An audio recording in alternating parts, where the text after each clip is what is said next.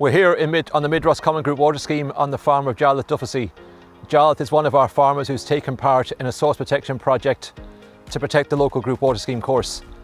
Slurry is a major problem across all of our catchments in County Roscommon in karst areas.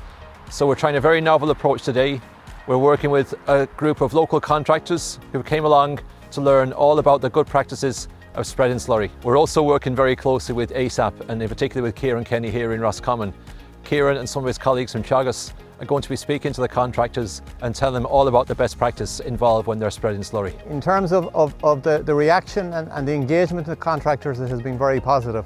And the proof of that is the numbers that's attending today. There's over 25 of them coming today. And bear in mind, this is the first pilot course for contractors in the country. So we'll be hoping that this may be rolled out on a national basis if it's a success. So Teagasc and the ASSAP programme have come up with a new decision resource which is based on a traffic light system.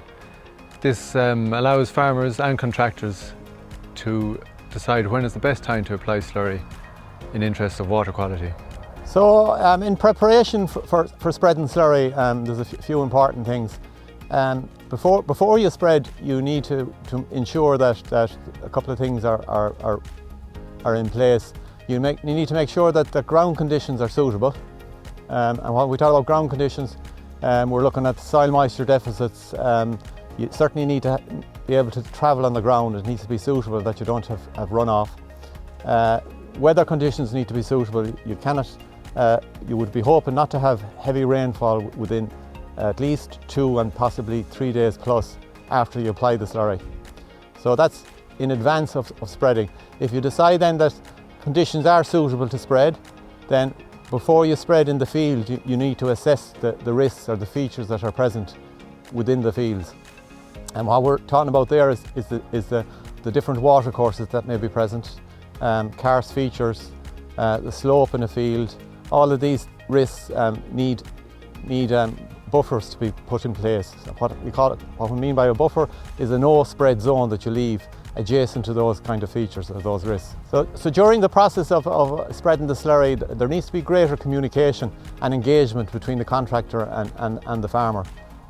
Information needs to be shared between both in terms of identifying the risks that are present on a farm. So what I would suggest is farmers, if they need more information, as well as checking maybe the Teagasc website, that need to talk to their agricultural advisor, and most of this information will be available. We're delighted with the response from the local agricultural contractors who are showing up today here to learn all about the dangers and how they can help protect their local group water scheme courses. All too often, fingers are pointed at different groups across different rural sectors, but it's fantastic to see what can happen when you ask people to help and the help that they will offer.